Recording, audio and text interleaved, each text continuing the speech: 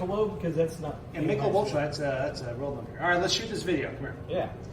All right. So first up, the one I found in the poll bin that I dug, Amazing Spider-Man by Eric Larson, David Michelin. Michelin, is that right? Part 5, the 6-part Return of the Sinister Six. Like, look at that, Doc Ock in a suit, the classic Eric Larson. Look at that. Look at him mugging that guy.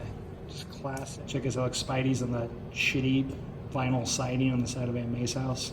And he's almost got anime eyes. Manga eyes. That's weird. I mean, I think it kind of early Eric Larson, I guess he may have had a lot of that influence. We certainly with the lines there. I'd never thought about that until you just said that, actually.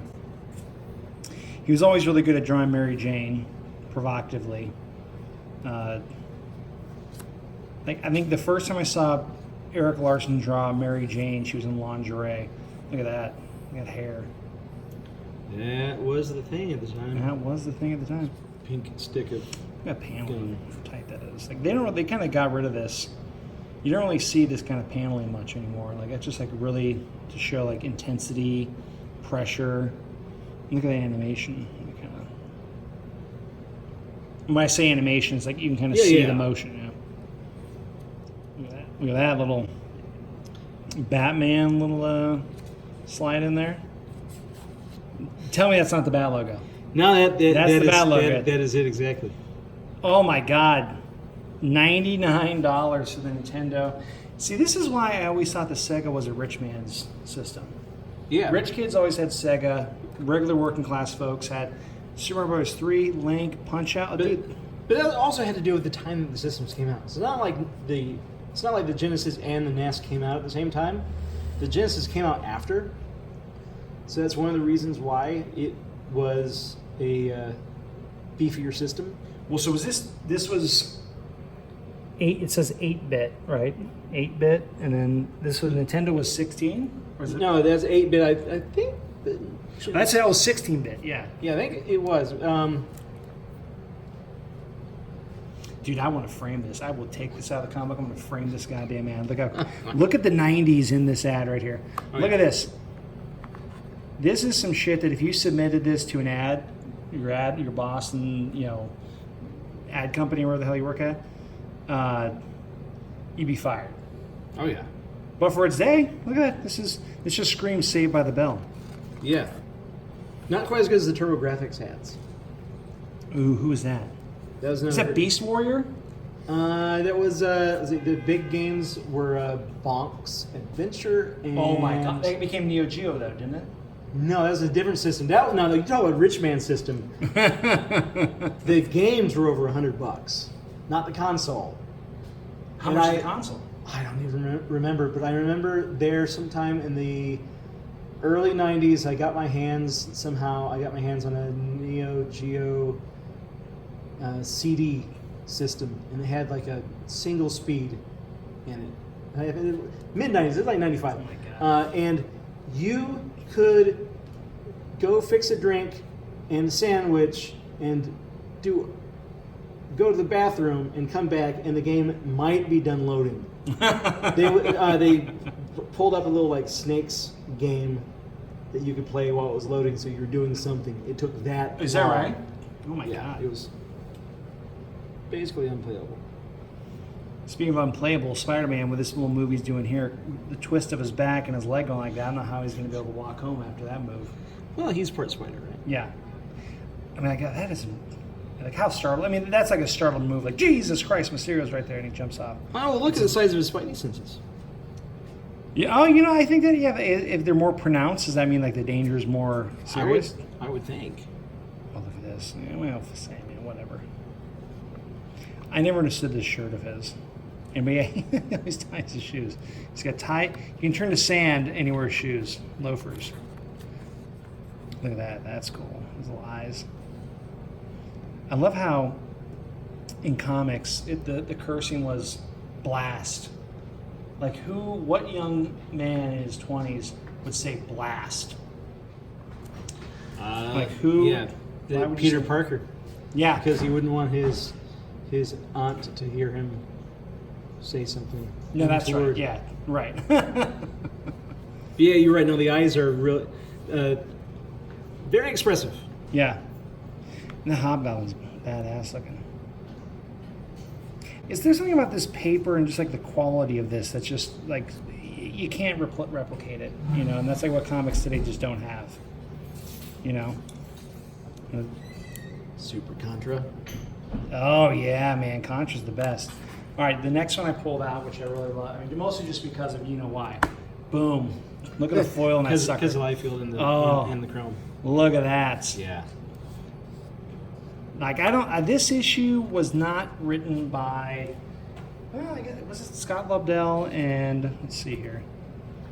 Yeah, so this took place in the future. This came out like right when X-Men Animated would just hit the air, and it was look how beautiful that is. Oh my God, Art Thibaut. Yeah, this came out right in the X-Men heyday when like you could sell anything with X-Men on it. That game. Actually, we played this game. It was awful. This was an awful game. Yeah, they great ad. Pretty Awful. much were all awful. Yeah. By the dream. Other curse words. You know what's an efficient gun we should use in the battlefield? And then they came with that. Yeah, one that you took off of a you'd what were legit the get a ships hernia. in Macross? Veritech. I believe that's a gun off of a Veritech fighter that he's carrying. High waist pants. Hey, all the pants were high. Yeah, this was like '93, so this was like the height of like that cool. Yeah, pants came up past the navel. Yeah, kind of like in the 40s. This I dug this because this was really Blade Rider-ish when it first came out. Runner. What did I say? Blade? You know what, dude? It was that fucking beer. It was that stout beer. It screwed me up.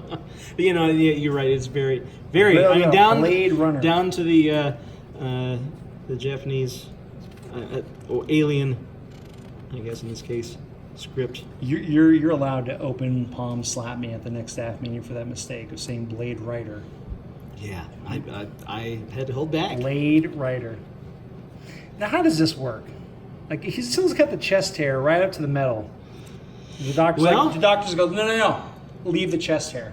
Yeah, no, it's the future. Yeah, you can graft metal with flesh, and they work together perfectly. So this reminds me, those guys right there, they're actually naked. Yeah, oh yeah, they're exactly right. These guys remind me of a video that Rob Liefeld and Jim Lee did with Stan Lee, and they were drawing some of one of their crazy characters. Like it's called Overkill, and he had like giant metal shit and cables and eye sockets. And pouches. Stan Lee goes, "How does he put his pants on?" And Rob Liefeld's like, "Well, he doesn't. Those are his legs. Like, how's he running that with those chains on?" And the guy's, "Why he's a cyborg, so he can control it." How does he move his arm like this? And Stan Lee's just ripping into these guys, and they're like, "Yeah, I mean, it's comics." They said to fucking Stan Lee, "It's comics. It's comics. Don't worry about it." Like, Well, that was one of the things, especially like early '90s, like any kind of believability. Oh, here's my boy, Strife, complete with nipples.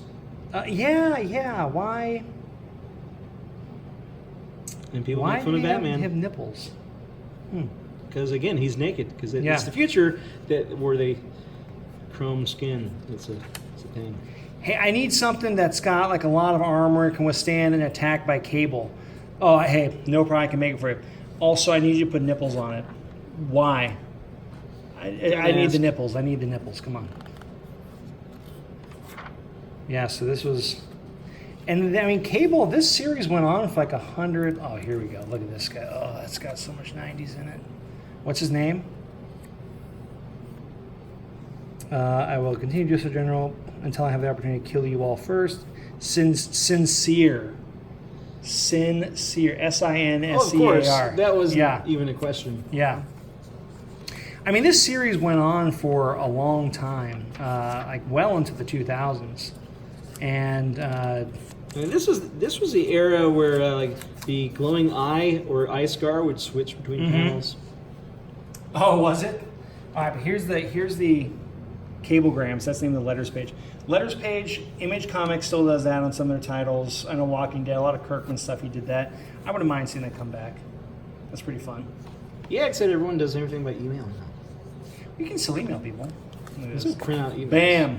Look at that. But now here's my other baby. Ba-boom! The Wolverine claw mark. He clawed his.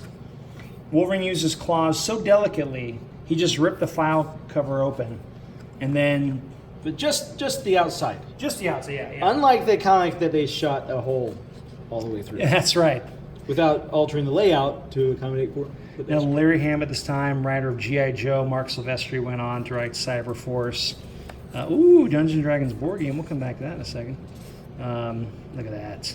Ah, man, his motorcycle. Whoa, Joe DiMaggio. Oh, my God. You know, I have these cards. Oh, those were so cool. Oh, look at the shoulder. Here, look here. Dungeons & Dragons, the board game. I wonder if this is still... You can find that somewhere. Oh yeah, I'm sure you can. You can find copies of Fireball Island. So Wolverine is so Wolverine snuck on top of the shield helicarrier, didn't take the elevator, pushed his bike up the stairs. That is an awesome panel. That is like such a Wolverine thing. He took the stairs. That's a great action shot. That is so cool. And oh, look at that. Breaks in the window. Oh yeah. Sneak. Yeah. Oh, classic X-Men here. Oh, look at just cut. Oh, yeah, right, okay. So this issue was when he goes back to Weapon X, and if we had more time, I could explain it. But he's going through like different recordings of memories of his life. And this is growing the up. one where you open up the Hell Cube in that Pinhead. You take it. Yes, yeah, Pinhead. Oh man. Yes. And Acid wash jeans, Game Boy in your back pocket. Man, you were living life if that was you back in the early 90s. Oh, Paperboy. The video game Paperboy. Yeah, I never played that one. Oh, Paperboy's the best. I think I might have played the arcade game a few times, and I had. That was one with the 360 stick. yeah. Right? Like Robotron style. Was it?